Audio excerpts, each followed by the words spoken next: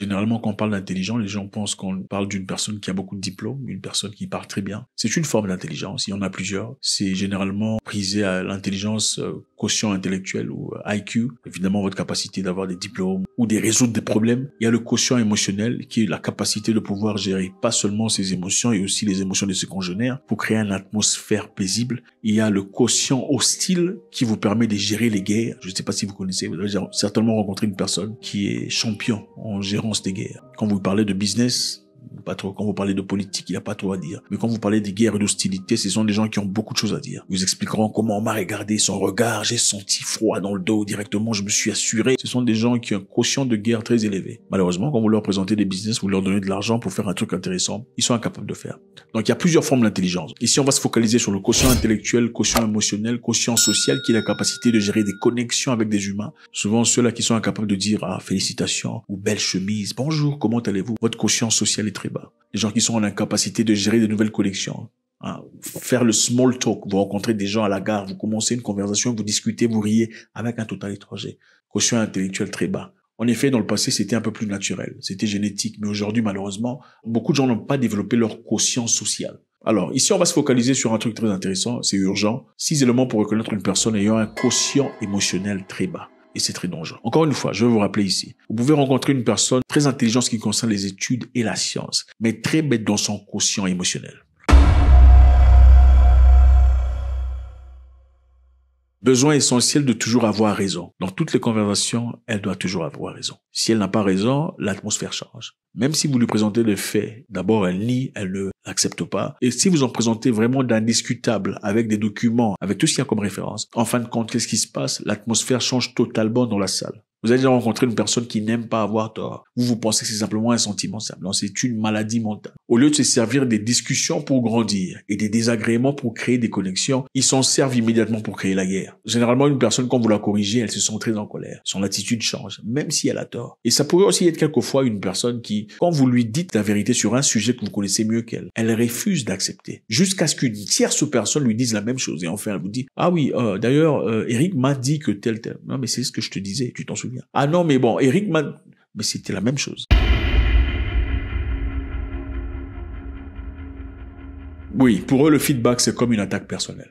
Quand vous leur dites la vérité sur ce qu'il vient de dire ou sur la fausseté qu'elle vient de raconter, c'est une attaque personnelle. Même quelquefois, vous leur dites, écoute, l'habit que tu portes, je ne pense pas que c'est ce qu'il te faut. Ah non, mais est-ce que tu connais le prix de cette histoire? Tu sais où est-ce que j'ai acheté ça? Pour elle, le feedback, au lieu de passer comme une chose absolument normale, dans l'objectif de l'avancer, elle veut te corriger, toi, te disant, tu ne sais pas t'habiller. Même si ce qu'elle a mis n'est pas cohérent. Ce n'est pas ce qui va avec ce qu'elle a porté comme chaussure. Elle va te rappeler c'est quoi le prix de ce qu'elle a vu.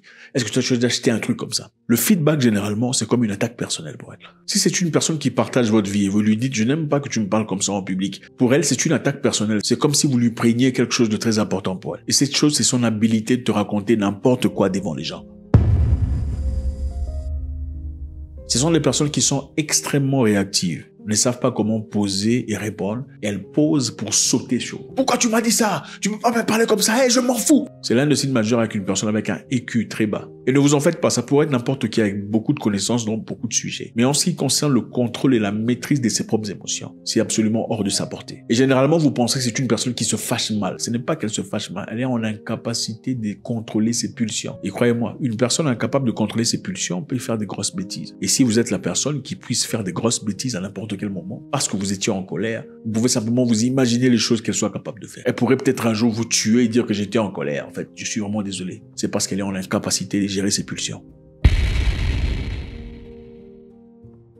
Elle ne sait pas dire je suis désolé. Vous faites, c'est moi, j'avais tort, excuse-moi. Incapable de le faire. Ce sont des gens qui ne s'excusent pas. Et même quand elle a vraiment tort, elle sent qu'elle a vraiment tort. Sa façon de s'excuser, c'est en te cuisinant quelque chose, en t'offrant un cadeau, en te parlant gentiment, en riant excessivement, parce qu'elles sont incapables de s'exprimer. Les gens s'excusent différemment. C'est du n'importe quoi, c'est une maladie mentale. Une personne normale dans sa tête sait comment dire « je suis désolé ». Et voilà pourquoi je dis à beaucoup de gens ici, les gens disent « leurs parents ne savent pas dire ». Ce sont des parents malades. Moi, mes parents m'ont dit « je suis désolé, j'avais tort, tu avais raison ». Voilà pourquoi j'aime mes parents. On a une très belle relation et je n'ai pas de complexe. Et c'est une chose que je continue de faire dans ma vie aussi. Donc, si vous rencontrez une personne qui a du mal à s'excuser, ce n'est pas son comportement. C'est une personne émotionnellement malade ou encore en train de grandir émotionnellement. Avec beaucoup de chance, elle pourrait le reconnaître et avoir de l'aide. Sinon, ça sera très difficile. Ce sont les gens qui ne reconnaissent jamais les limites de gens, ne les respectent pas. Quand vous leur dites, écoute, je n'aime pas qu'on fasse ça, ou il faut pas me faire ça devant les gens, qu'est-ce qui se passe? Ils transforment l'histoire. Et même quand ils vous offensent publiquement ou en cachette, ce qui se passe, c'est quoi? Ils font l'effet miroir. Ils vous donnent l'impression que c'est vous qui êtes trop sensible. Ah, pourquoi tu es fâché? Toi, finalement, on peut même pas blaguer avec toi. On te dit un truc en blaguant, tu te fâches. Il faut être cool, hein. Il faut être simple avec les gens. Ce sont des gens qui sont émotionnellement enfants. Une personne adulte qui se respecte reconnaît les limites. Cette personne n'aime pas qu'on fasse ce genre de plaisanterie. Mais une personne, au lieu de respecter tes boundaries, c'est-à-dire tes limites, te dit non, tu es trop sensible, toi, on te fait une blague, il faut être cool. Il faut être cool veut simplement dire il faut accepter mes bêtises sans me remettre en question. Hein? Laisse-moi te dire n'importe quoi. Si tu ne le fais pas, tu n'es pas cool. Donc c'est ça, des gens qui sont incapables d'assumer leurs erreurs, disant que je suis désolé, j'aurais jamais dû dire ça. Là, franchement, j'ai passé les bornes. Mais ils voudront renverser la vapeur en vous faisant croire que vous êtes trop sensible. Il faut vous endurcir et accepter la bêtise. Ce sont les gens généralement qui, quand vous discutez, ne vous écoutent pas pour comprendre, ils vous écoutent pour répondre. Au fait, ils attendent que tu finisses de parler pour qu'ils prennent la parole. L'objectif, c'est pas de chercher une solution. L'objectif, c'est de te faire passer son message à lui. C'est généralement des gens, vous leur laissez parler, ils parlent, ils finissent. Quand toi, tu commences à parler, ils commencent à t'interrompre. Ils prennent la conversation en otage, t'empêchant de t'exprimer. Ils pensent que avoir raison, c'est parler beaucoup, comme les font certaines personnes dans un certain pays.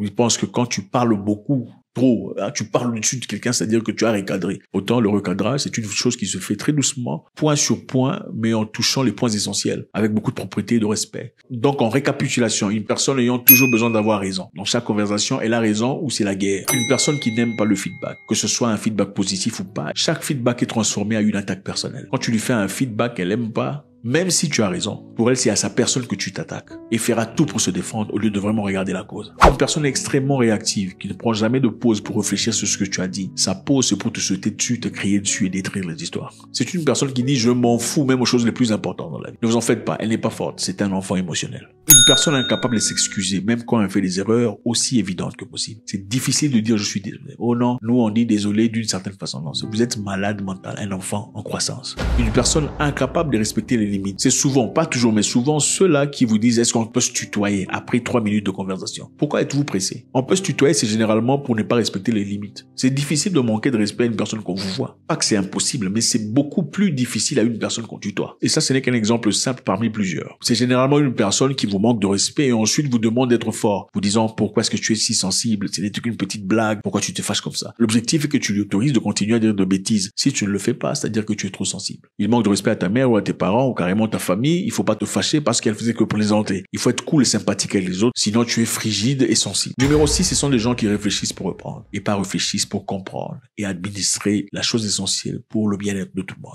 God bless.